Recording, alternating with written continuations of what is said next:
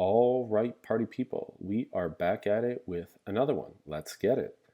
If I was to give you a female 35 with yellow eyes, itchy skin, scleral icterus, and inform you that her sister has lupus. On her lab evaluation, her total bilirubin is 6, direct is 5, ALP is 400, and GGT is 170. Her hepatitis serology is negative. Of the given option choices, which would you choose as the reason for her symptoms? 3, 2, 1. Boom, there it is. Let's get into why the correct is correct and the incorrects are incorrect. Now, before you start complaining and saying, oh, you should have normal lab values posted, this, that, and the third, you have to memorize these because it will save you time on your exam. Quite frankly, if you're going to be a physician, you're going to have to know these anyways. Just know that the normal range for total bilirubin is up to 1 milligram per deciliter. The normal range for direct bilirubin is up to 0.1 milligrams per deciliter. For alk-phos, it's 50 to 150, and for GGT, it is 0 to 30.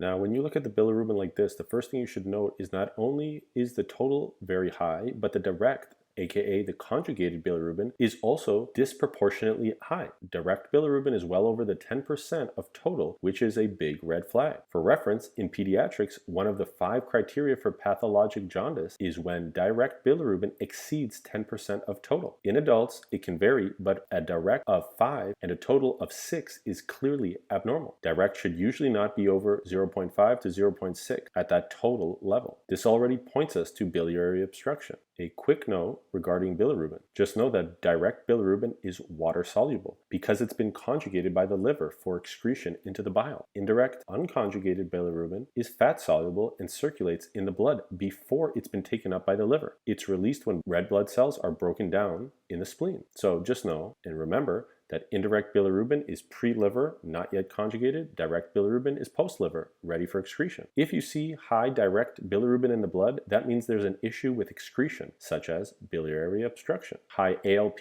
and GGT further support this. They are both secreted by the bile duct epithelium, and that alone can be a test question. So if they ask you why are ALP and GGT elevated, your answer will be secretion from bile duct epithelium. So when you put this all together, the clinical picture of these labs indicate bile duct obstruction. So now that we've got that cleared up, we still have to address what the diagnosis is. So in this case, it is primary biliary cirrhosis, PBC, also known as primary biliary cholangitis. It classically presents in women aged 20 to 50 with jaundice, severe pruritus, elevated cholesterol, and a history of autoimmune diseases. Now, the patient doesn't have to be the one with the autoimmune disease directly. For example, like her sister in this situation. The USMLE just wants you to know that autoimmune diseases go together and they can be familial. So that point about her sister having lupus should be already telegraphing to you that you should be thinking about autoimmunity for this patient. All right, moving on to autoimmune hemolytic anemia. This is incorrect because in hemolysis, total bilirubin can be high, but direct bilirubin would be low, often less than 0.5. That's because the liver has a high capacity to process unconjugated bilirubin. So in the majority of questions, what you would see in autoimmune hemolytic anemia, a high total bilirubin, low direct bilirubin, and elevated indirect, which is not mentioned here, but it is implied. In rare cases, you might see a modestly elevated direct, but those questions usually offer strong hemolytic cues like G6PD deficiency. In regards to enzyme deficiency, this is too broad,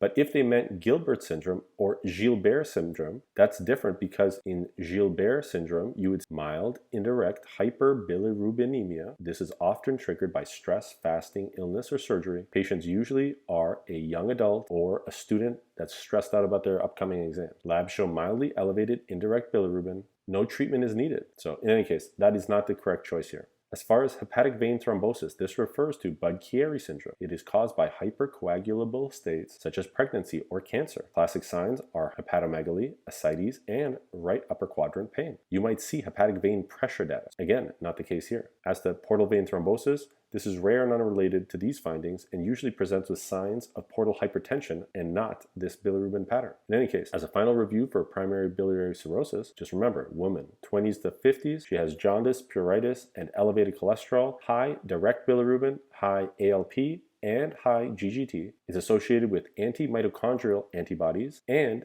it's associated with other autoimmune conditions. The key takeaway here was to recognize the pattern of cholestasis. This is the obstruction at the level of the bile ducts, and understanding the bilirubin metabolism, not just naming the disease. All right, that's it for this one. Go crush it.